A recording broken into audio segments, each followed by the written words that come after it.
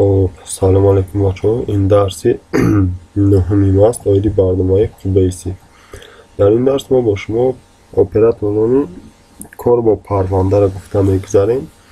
اوپن برای گشودن، اوتپاد برای ثبت کردن، تنها برای ثبت کردن، بیناری.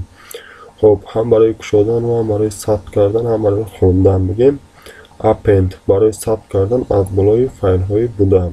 خب کلوز برای پوشیدن. و برای اپند و اوتپاد قریب که کارشون یخلن، فقط یکی در وقتی کار کنی با یاردمی اوتپاد ما فایل رو چکل گویم.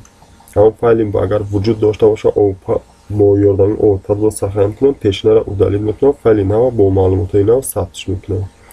و اگر با یاردمی اپند صفحه میکنم، همون بودگیش در جایش میستد، از بالای اون در جای خالی ثبت میکنم. خب در هفته برنامه میبینیم.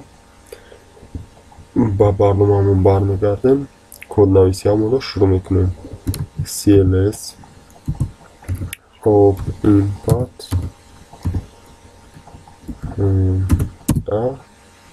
میخوایم در اینجا مثال منویسیم open این برای گشودن. مثال من میخوام که با من یک فایلی سنجش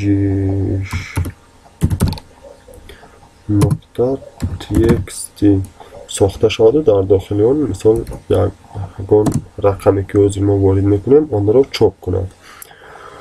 برای این منویسیم خب فور یکم از اوتپاد سر میکنیم، اوتپوت خب از تحت رقمی یک. این فایل ما رقم یک میدهیم. خب یعنی شاید فایل سنجش txt رو فور اوتپاد است. اگر اپراتور اوتپاد با طور اتوماتیک کار میکند، سنجش نباشد، اون رو میسوزد خودش. خب در اینجا ما مینویسیم write خب تحت رقم یک، یعنی در فایل یکم با ورگو رقم یک رو وارد میکنیم و فایل رو محکم میکنیم. کلوز تحت رقم یک، فایل یکم رو که ما محکم کردیم.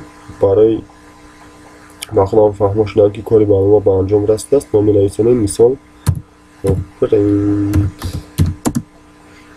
در داخل مخنک و اجرا شد.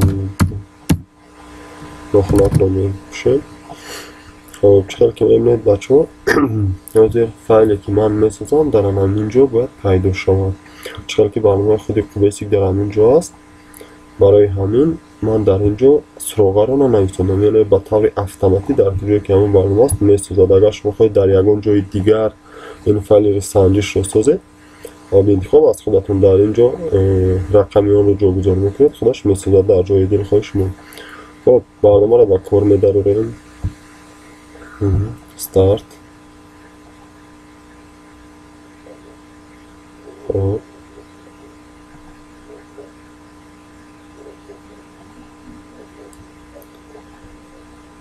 برنامه ما با کار در آمد. مثال من میخوام که رقمی 56 رو وارد کنم، یعنی حجتی سنجش رو ساخته در داخل اون رقم 56 نویسم. اینتر چکار که میگید اجرا شد. انا اکنون میگذاریم با خودی برنامه همون چوشید همون جایی که برنامه داشتیم. چکار که میگید سنجش از این قسمت پایانی پیدا شد، ما این رو میکشیم. یعنی رقم 56 وجود دارد. این رو من میپوشم و برای سنجش باز یک بار دیگر برنامه رو با کار میداریم و با جای 56 مثال میگیریم. این دفعه 26 انتخاب میکنم، تومچه انتر رو پخش میکنم، اجرا شد. باز یک بار دیگر برمیگردیم به همین سنجش، باید 56 ما با 26 تبدیل یافته باشه. چرا که میبینید 26 هست. خب برنامه رو کمتر مرکب تر میکنیم. اوتپاد رو خودتون فهمیدید الکی. اکنون ما با جای این منویسیم اپند. خب برای فهمش دارم اپند وقتی که append رو نویسوندیم باز همین مثال برنامه رو با کار می‌داریم.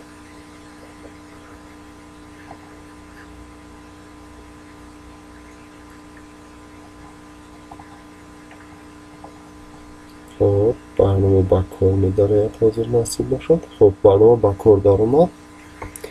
با جای انامین میگیریم 26 وارد کرده بودیم، در اینجا شد 43. اکنون با دقت باشید وقتی که برنامه اجرا شد انام 26 ما گم نمیشد و ای ته اون باید که این 43 ما پیدا شود. خب چقدر که میبینید 43 ای ته پیدا شد، یعنی برنامه ما با درستی کار کرده استوده است. نابود کنم. خب ایناشو هم نابود کنه، بعد از اون نابود ایناش میشود. خب چقدر که میبینید آنها کار میکنند. برای این append را ما دیدیم. خب باز یک بار دیگر برنامه رو با کار می‌داریم. خب می‌نویسیم 78 اجرا شد. خب وقتی که برنامه اجرا شد در این پایان با جای انامین و ما باید 78 ما هم پیدا شد. بهترین. خب اکنون یک بار دیگر append رو مونده میفهمونم که برای چی. اگر ما از append استفاده بریم چی گپ میشود. خب append رو موندیم، یعنی output رو بخشش استفاده میبریم. output برنامه با کار می‌دارد.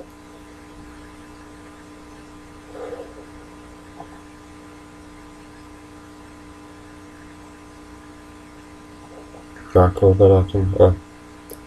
کمتر خطاگی باشید. خطاگی هم از ما نیست، با سبب اکرانی که ما در اینجا ثبت نوار رفته استفاده است کمتر خطاگی نشان میدهد. حاضر اصلاح می‌کنم. خب چون که من پیدا شد من اکنون در اینجا مثال ما می‌نویسیم 98 چی با کار نکرد 98. وقتی که 98 رو می‌نویسیم اجرا شد.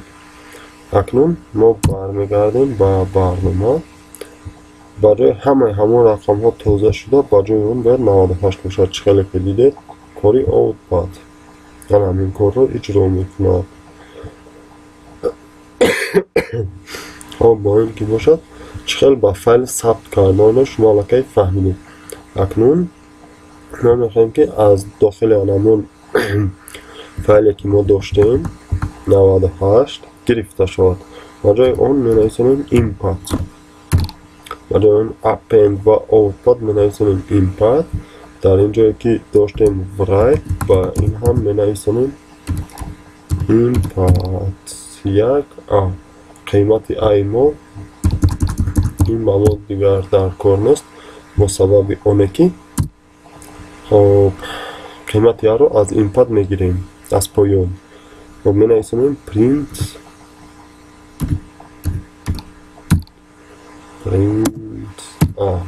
98 که داشتیم از این برنامه از آنجا گرفته با ما نشان میدهد انشالله.